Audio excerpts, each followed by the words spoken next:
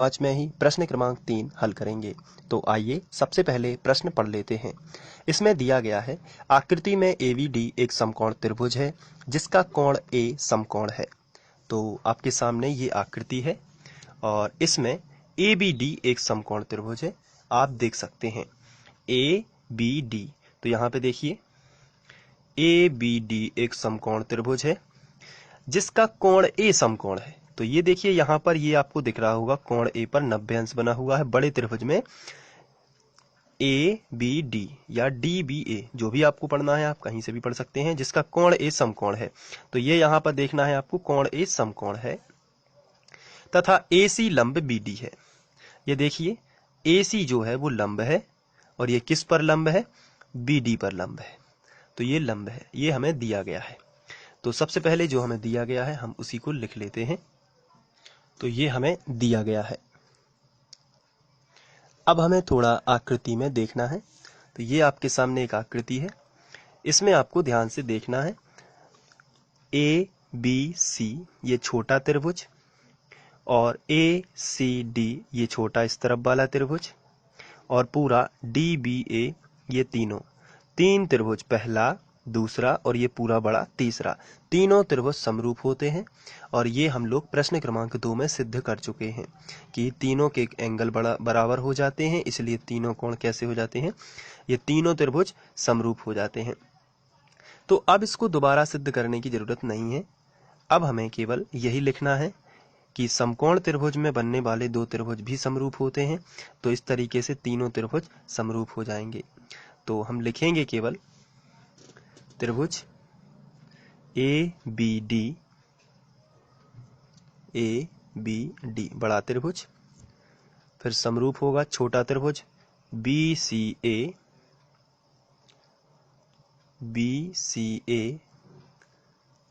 फिर समरूप होगा इस तरफ वाला त्रिभुज सी डी ए। इस तरीके से तीनों त्रिभुज समरूप हो जाएंगे। अब हमें जो प्रूव करना है उसको देख लेते हैं। यहां पर पहले नंबर पर हमें प्रूव करना है ए बी वर्ग बराबर B C into B D. तो अब आपको चित्र में ध्यान से देखना है। आपको पता कैसे चलेगा कि पहले नंबर में कौन सा त्रिभुज लेना है, दूसरे नंबर पर कौन सा त्रिभुज लेना है और तीसरे नंबर पर कौन सा त्रिभुज लेना है। तो इसके लिए आपको बहुत ही सिंपल सी ट्रिक याद रखनी ही। पहला जो है, पहला नंबर जब आप प्रूव करोगे तो यहां पर तो आप हेडिंग डाल दोगे कि पहला, और त्रिभुज कौन से लेने हैं ये तो बता नहीं रहा ये। तो इसमें एक बात आपको ध्यान रखना है, इस वाले पोर्शन से आपको पता चलेगा कि कौन सा त्रिभुज लेना है। ये रहा चित्र और ये हमें प्रूव करना है। तो इसमें क्या लिखा है, बी सी। बी सी बताएगा कि हमें लेना है बी सी ए छोटा त्रिभुज, बी सी ए। ये कौन बताएगा, बी सी। और बी डी बताएगा कि साथ में उसके लेना है बी डी ए। तो हम लिखेंगे त्रिभुज बी सी ए तथा त्रिभुज आप लिख सकते हैं बी डी ए, या इसका हमने नाम दिया है ए बी डी, कुछ भी लिख सकते हैं। तो यहां पे हम लिख सकते हैं ए बी डी बड़ा त्रिभुज। ये बी डी से पता चला है कि हमें लेना चाहिए ए बी डी, ये वाला त्रिभुज ए बी डी, दोनों समरूप हैं। तो जब ये समरूप हैं तो इनके क्षेत्रफलों का अनुपात इनकी संगत भुजाओं के वर्गों के अनुपात के बराबर होगी। तो यहां पर इसलिए हम यहां पर लिखेंगे क्षेत्रफल त्रिभुज BCA बटे क्षेत्रफल त्रिभुज ABD बराबर उनकी संगत भुजाएं। तो अब यहाँ पे आपको संगत भुजाएं कौन सी लेनी है तो मैं आपको बता देता हूं। चित्र में देख लेते हैं। यहाँ पर ABC छोटा त्रिभुज हमने लिया है जिसे हम बोल रहे हैं BCA। तो यहाँ पर इसका समकोण बन रहा है, तो समकोण के सामने की भुजा हम लेंगे AB, छोटे त्रिभुज BCA से समकोण के सामने की भुजा AB। तो यहां पर हम लिखेंगे AB का वर्ग, और इसी तरीके से ABD में भी समकोण के सामने की भुजा लेंगे। तो ABD आपको दिख रहा है, इसमें समकोण के सामने की भुजा क्या है? पूरी BD। ये समकोण है तो इसके सामने की भुजा बड़े त्रिभुज की क्या होगी? BD। तो यहां पे हम लिखेंगे BD का वर्ग। अब आगे बढ़ते हैं। क्षेत्रफल त्रिभुज BCA। तो क्षेत्रफल किसी भी त्रिभुज का होता है 1/2 आधार गुणित ऊंचाई। तो यहां पर हम वो वाला फॉर्मूला लगाएंगे, 1/2 आधार गुणित ऊंचाई। तो अब हम आधार गुणित ऊंचाई नहीं लिखेंगे और इसकी जगह पर हम इसका आधार देख लेते हैं। BCA का क्या है? तो आधार होगा BC, क्योंकि इसके लंबवत ये ऊंचाई है, ये ऊंचाई दोनों त्रिभुजों की रहेगी। तो BCA ये लिखा है BCA, इसका आधार क्या है? BC। आप इसको यदि ऐसा कर दें तो आप समझ पाएंगे कि BC जो है आधार है, क्योंकि ये इसकी ऊंचाई है। तो ध्यान रखना आपको कि 1/2 आधार हो जाएगा BC गुणित ऊंचाई हो जाएगी AC। ये आपको दिख रही होगी AC।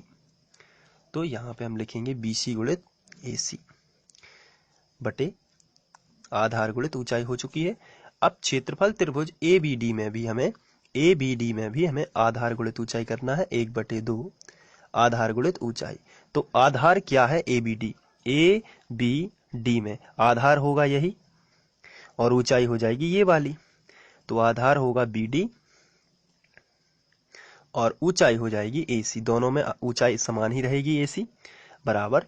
यहां पर लिखा है AB वर्ग बटे BD वर्ग। अब आगे बढ़ते हैं। यहां से 1/2 और 1/2 कैंसिल हो जाएगा, AC और AC कैंसिल हो जाएगा। तो आपको मिलेगा BC बटे BD बराबर AB वर्ग बटे BD वर्ग।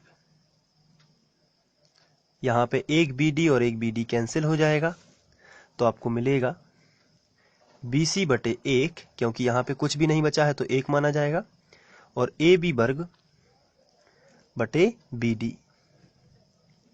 त्रिया गुणा कर देते हैं तो AB वर्ग का 1 में करेंगे तो आएगा AB वर्ग बराबर BC इंटू BD। तो ये आप देख रहे हैं BC इंटू BD, और यही हमें प्रूव करना था। यदि हम देखें AB वर्ग बराबर BC इंटू BD, आप देख सकते हैं AB वर्ग बराबर BC इंटू BD। तो ये पहला प्रूव हो जाता है। अब हम करेंगे दूसरा और तीसरा प्रूफ। तो यहाँ पर अब हमें दूसरा हल करना है, जिसमें AC वर्ग बराबर BC इंटू BD हमें निकालना है। तो इसके लिए फिर से हम वही ट्रिक लगाएंगे और देखेंगे कि कौन कौन से त्रिभुज हमें लेना है। तो इसमें लिखा है BC और DC, तो चलिए देख लेते हैं। ये है BC और ये है DC। इसका मतलब हमें छोटे छोटे दोनों त्रिभुज लेना है। तो त्रिभुज BC, यहां पे लिखा है BC, इसलिए आप शुरू हो जाओगे BCA तथा त्रिभुज लोगे आप, यहां पे लिखा है DC, तो आपको ये लेना पड़ेगा CDA, ये वाला CDA, क्योंकि यहां पे क्या लिखा है DC, तो ये DC इसमें शामिल है, इसलिए लोगे आप त्रिभुज CDA। समरूप है, आपको यहां पे लिखना है समरूप है। तो ये दोनों समरूप हैं, इसलिए इनके क्षेत्रफलों का अनुपात इनकी संगत भुजाओं के वर्गों के अनुपात के बराबर होगा। इसलिए क्षेत्रफल त्रिभुज BCA बटे क्षेत्रफल त्रिभुज CDA बराबर इनकी संगत भुजाएं। BCA की संगत भुजा क्या है? तो ये देखिए BCA यहाँ पर यदि बात की जाए तो 90 यहाँ पे बनता है, और जब ये 90 यहाँ पे बन जाता है, यहाँ पर हमें इस तरीके की संगत भुजाएं लेनी है ताकि ये वाला प्रूव हो सके। तो इसके लिए हम इसी को देखते हैं, और इसमें AC यहाँ पहला देखना है AC है, और यहाँ पर देखना है DC है।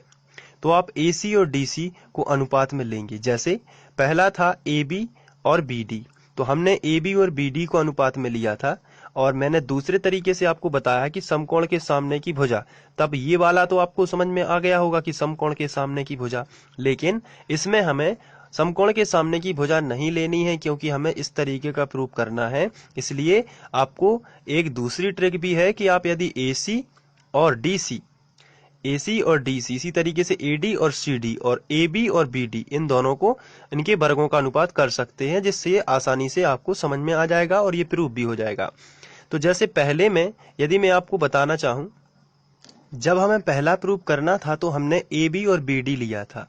तो मैंने आपको बताया था कि समकोण के सामने की भुजा। आप चाहें तो इसको इसी ट्रिक से भी याद कर सकते हैं कि AB और BD। देखिए आप यहाँ पर AB और BD यानी पहला और आखिरी वाला।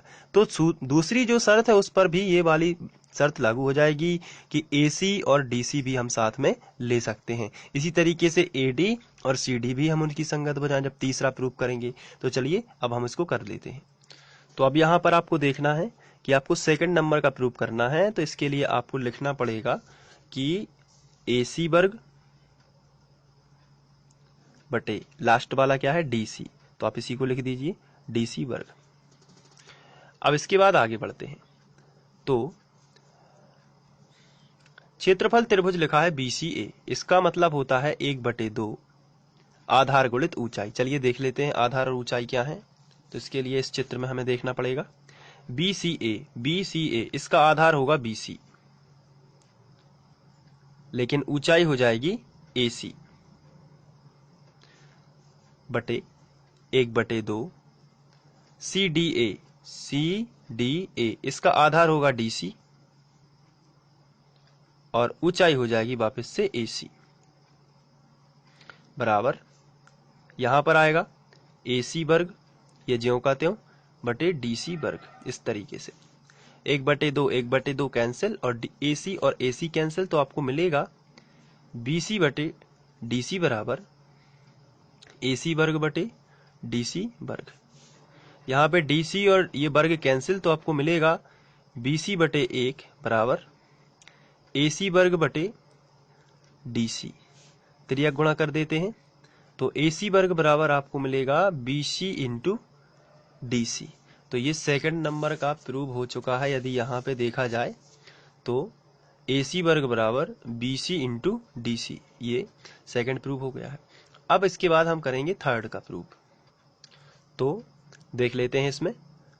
तो थर्ड नंबर पर हमें दिया गया है, अगर बात की जाए तो AD और BD CD। तो हमें पता कैसे चलता है कि कौन सा त्रिभुज लेना है? तो उसके लिए मैंने आपको पहले ही ट्रिक बताई हुई है और एक बार फिर से दोहरा देता हूं। अगर ये हमारा चित्र है तो अगर इसको प्रूव करना है तो कैसे प्रूव करोगे? तो यहां पर क्या लिखा है BD।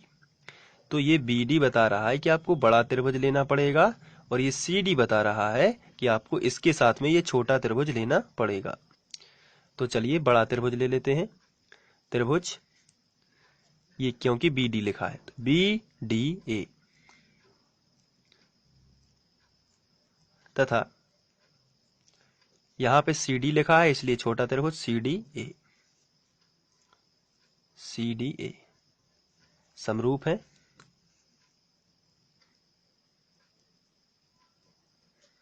जब ये समरूप हैं तो इनके क्षेत्रफलों का अनुपात उनकी संगत भुजाओं के वर्गों के बराबर होगा। तो क्षेत्रफलों का अनुपात, इसलिए क्षेत्रफल त्रिभुज BDA बटे क्षेत्रफल त्रिभुज CDA बराबर इनकी संगत भुजाएं। तो इनकी संगत भुजाएं कैसे पता चलती हैं? मैंने आपको अभी बताया है। यहाँ पे देखिए और यहाँ पे देखिए, इन दोनों को शुरू वाला देखना है और आखिरी वाला देखना है। तो शुरू में क्या लिखा है AD, तो आप AD वर्ग लिखेंगे और आखिरी में लिखा है CD, तो आपको CD वर्ग लिख देना है इस तरीके से। तो यदि आप इसको करेंगे तो आप पे ये जरूर बनेगा इस तरीके से और जल्दी से प्रूफ हो जाएगा। अब ये क्षेत्रफल त्रिभुज BDA लिखा है तो इसका हम फॉर्मूला लगाएंगे 1/2 आधार गुणित ऊंचाई। आधार कितना है चित्र में देख लेते हैं BDA का। BDA इसका आधार है BD और ऊंचाई कितनी है? ऊंचाई यही रहेगी AC बटे यहां पे देख लेते हैं 1/2 आधार कितना है CDA का। CDA इसका आधार DC ही है तो इसको हम CD के रूप में लिखेंगे क्योंकि यहाँ पे CD दिया हुआ है। गुणित ऊंचाई कितना है AC। तो ऊंचाई AC बराबर, अब यहाँ पर हम देखेंगे AD वर्ग बटे CD वर्ग, इसको अभी ज्यों कहते हैं लिख देते हैं। अब ये AC कैंसिल, 1/2 कैंसिल, तो आपको मिलेगा BD बटे CD बराबर AD वर्ग बटे CD वर्ग। ये CD और एक CD कैंसिल हो जाएगा, तो आपको मिलेगा BD बटे 1 बराबर AD वर्ग बटे CD। तो AD वर्ग का 1 में गुणा करोगे तो आपको मिलेगा AD वर्ग बराबर BD इंटू CD। तो ये आपका थर्ड नंबर का जो प्रूव करना था वो भी प्रूव हो गया है। आप देख सकते हैं AD वर्ग बराबर BD इंटू CD। तो ये जो है ये आप लिखोगे प्रूव्ड। इस तरीके से ये तीसरा प्रश्न भी सॉल्व हो जाता है। तो आप इसको यदि एक बार फिर से कर लेंगे तो ये जरूर आप पे बनने लगेगा। Thank you.